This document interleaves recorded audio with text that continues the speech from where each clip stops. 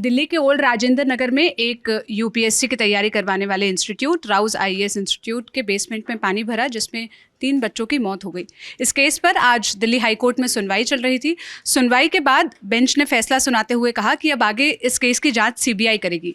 लेकिन इससे पहले जब सुनवाई के बीच कोर्ट ने एमसीडी और दिल्ली पुलिस को कड़ी फटकार लगाई है। दिल्ली पुलिस को तो यहाँ तक कहा कि कृपा थी आपकी कि आपने एसयूवी ड्राइवर पर केवल चालान किया, वरना आपका बस चलता तो आप तो पानी पर भी चालान कर देते।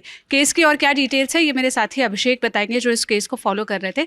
अभिषेक, सबसे पहले बताइए कि सुनवाई जब ओपन हुई तो जो प्रीवियस सुनवाई थी वहीं से ही जहाँ वो खत्म हुई थी उससे आगे ही शुरू हुई, क्या स्टार्टिंग में आर्ग्यूमेंट्स दिए गए? देखिए, दिल्ली हाई कोर्ट में सुनवाई चल रही थी। एक्टिंग चीफ जस्टिस मनमोहन और जस्टिस तुषार राव, इनकी कोर्ट में सुनवाई हो रही थी। आप जानते ही हैं, राव आईएएस वाला मामला पिछले काफ़ी दिनों से चल रहा है। इसमें सबसे बड़ा डेवलपमेंट तो ये रहा, जैसे सोनल ने बताया, कि अब केस की इन्वेस्टिगेशन सीबीआई करेगी। पिछली बार जब सुनवाई हुई थी वहाँ से मामला आगे बढ़ा और कोर्ट ने कहा कि लोगों का न्याय पर भरोसा बना रहना चाहिए। इतने बड़े मामले की जब जाँच हो रही है तो उस जाँच पर कोई शक किसी को नहीं रहना चाहिए, खासकर आम जनता को। उनको ये यकीन होना चाहिए, भरोसा होना चाहिए कि जांच सही हाथों में है और न्याय होगा। इसके लिए इस पूरे मामले की जांच की गंभीरता बनी रहे, इसके लिए ज़रूरी है कि एक पुख्ता तरीके से जांच की जाए, और इसीलिए हम कहेंगे कि ये जांच अब आगे सीबीआई को दी जाए। इतनी सब सुनवाई हुई, इसके बाद आगे दिल्ली हाई कोर्ट ने दिल्ली पुलिस और एमसीडी दोनों को अपने सामने बुलाया और कहा कि दोनों के जिम्मेदारियां तय करवाएं। ये कहा कि दिल्ली पुलिस से सबसे पहले ये कहा कि आप कैसे किसी निर्दोष को अरेस्ट कर सकते हैं। कोर्ट ने कहा कि पुलिस का सम्मान तब होता है जब निर्दोष को न्याय मिले और जो दोषी है उसको सज़ा मिले। लेकिन अगर निर्दोष को ही गिरफ्तार किया जाएगा, अगर न्याय नहीं होगा, तो लोगों का पुलिस में और जो पूरी न्याय व्यवस्था है उसमें सम्मान, उसका भरोसा कैसे बना रहेगा। इसलिए पुलिस, इसी के बाद वो टिप्पणी हाईकोर्ट ने की कि वही गनीमत है कि आपने पानी का ही चालान नहीं काट दिया। कोई व्यक्ति वहाँ से पानी भरा है, उसमें से गाड़ी लेके जा रहा है, आप उसका चालान काट दे रहे हो, उसको अंदर कर दे रहे हो, तो अच्छा हुआ आपने पानी का चालान नहीं काट दिया कि पानी बेसमेंट में भरा था। बेसमेंट में गया कैसे पानी? हाँ। और फिर ये भी कहा एमसीडी के अधिकारियों को कि आप ये बताइए, जो व्यक्ति इस चीज़ के लिए जिम्मेदार है कि वहाँ पर सीवेज की सफाई क्यों नहीं हुई, उस पर अब तक क्या एक्शन लिया गया। आप ये भी बताइए कि जब वो बिल्डिंग बन रही थी और उसके बेसमेंट में पानी जाने की संभावना थी, तो वो प्लान किसने अप्रूव किया? इसके अलावा दिल्ली पुलिस को भी फटकारा ना। हाँ, एमसीडी का आपने जिक्र करा, तो एमसीडी पर भी एक बहुत ही कड़ी टिप्पणी हाईकोर्ट ने की। उन्होंने कहा कि दिल्ली में इस समय कोई छोटा बच्चा बाहर जाकर खेल भी नहीं सकता, ऐसी स्थिति है दिल्ली के पूरे इंफ्रास्ट्रक्चर की। जगह जगह इस समय बारिश का मौसम है, जगह जगह पानी भर रहा है, तो हम कैसे एक छोटे बच्चे को बाहर खेलने भी नहीं जाने दे सकते। ये टिप्पणी एमसीडी के अधिकारी, एमसीडी के वकील सामने थे, तो वहाँ पर दिल्ली हाई कोर्ट ने की। इसके बाद दिल्ली पुलिस की भी बारी आई, उनको भी डांट पड़ी।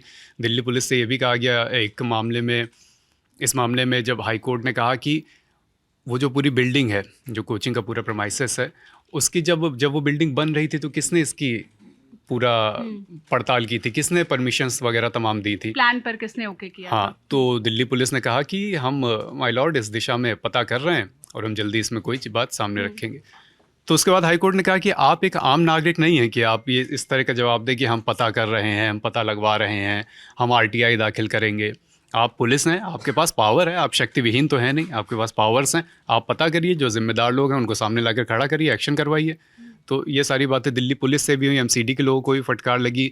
एमसीडी के स्थानीय अधिकारियों के खिलाफ क्या कार्रवाई की गई है, ये भी पुलिस से पूछा गया कि भाई आप उसको, ड्राइवर को तो अरेस्ट कर ले रहे हैं, लेकिन एमसीडी के जो अधिकारी हैं, जो जिम्मेदार थे, उन पर आपने क्या कार्रवाई की, उस अधिकारी को अभी भी नौकरी क्यों मिली हुई है। एमसीडी को उस क्षेत्र के जिम्मेदार अधिकारी के खिलाफ कार्रवाई करनी होगी। ये एमसीडी से भी कहा गया और दिल्ली पुलिस से भी कहा गया कि भाई आप भी करवाइए, आप इस तरह के जवाब मत दीजिए कि हम पता करवा रहे हैं, हमने बोला है कि पता करें। इस तरह का एक जवाब दिल्ली पुलिस ने दिया था कि हमने कहा है कि पता करें। तो उन्होंने कहा आप किससे कहेंगे, आप पुलिस हैं, आप ही तो पता करेंगे। ये सारी बातें एमसीडी के बीच दिल्ली पुलिस से भी हुई। ये भी पूछा कोर्ट ने कि भाई पानी अभी भी क्यों जमा हो रहा है, वाटर ड्रेनिंग सिस्टम ऐसा क्यों है, ये सारी बातें कौन बताएगा। एमसीडी के वकील सामने खड़े थे। दिल्ली पुलिस ने कहा कि भाई ये सारी बातें आप ही बताएंगे। इसके बाद एमसीडी के लोगों ने भी अपना पक्ष रखा। 8 हफ्ते में इस पर एक रिपोर्ट मांगी है दिल्ली हाई कोर्ट ने, उससे और भी स्पष्टता मिलेगी, चूँकि ये मामला अब एक पूरे इंफ्रास्ट्रक्चर का बन चुका है। वो एक कोचिंग तक या एक इलाके विशेष तक सीमित नहीं है। पूरी राजधानी की जो स्थिति है, जिस तरह का इंफ्रास्ट्रक्चर है, उसकी तरफ बढ़ता हुआ अब ये मामला दिखाई दे रहा है। और ख़ास करके इस घटना के 5 दिन बाद जब दिल्ली में 100 mm बारिश हुई देर शाम, उसके बाद हमने देखा कि बेसमेंट तो छोड़िए, जो मेन रोड है कोचिंग इंस्टीट्यूट के बाहर की, वहाँ भी 4-4.5 फीट पानी भर गया था और उस भरे हुए पानी में भी स्टूडेंट्स प्रोटेस्ट कर रहे थे। तब ये सवाल और गंभीर हो गया कि आप बेसमेंट पर तो चलो आप अपना जो भी रीज़न बता रहे हो कि सीवेज सही नहीं था या वहाँ पर पानी निकासी की व्यवस्था नहीं थी, पर आप मेन रोड के लिए क्या रीज़न दे सकते हो? आप पूरे जो कोचिंग का इलाका है, कोचिंग मंडी जिसे कहते हैं, जहाँ पर 2-2.5 लाख स्टूडेंट्स रहते हैं, वहाँ अगर मेन रोड पर 4-4.5 फीट पानी भर रहा है तो ये तो गंभीर सवाल खड़े करते ही हैं। अंत में अभिषेक यही हुआ कि अब इस केस की जांच आगे सीबीआई करेगी और सीबीआई को ही रिपोर्ट दाखिल करनी है। हाँ, अब सीबीआई जांच करेगी, आगे जो भी जांच में होगा वो निकल कर सामने आएगा। केस से जुड़ा एक अपडेट और भी है, वो हालांकि दिन का है, हम उस पर वीडियो कर भी चुके हैं, लेकिन चूंकि बात हो रही है तो बता देते हैं। इस मामले में मुआवजे का भी ऐलान किया गया है। 25-25 लाख की 2 किश्तों में मुआवजा देने की बात राव कोचिंग ने कही है। उन्होंने कहा कि हम 50 लाख रुपए जो पीड़ित परिवार हैं, जो 3 पीड़ित परिवार हैं, उनको देंगे, लेकिन ये 25-25 लाख रुपए की 2 किश्तों में देंगे।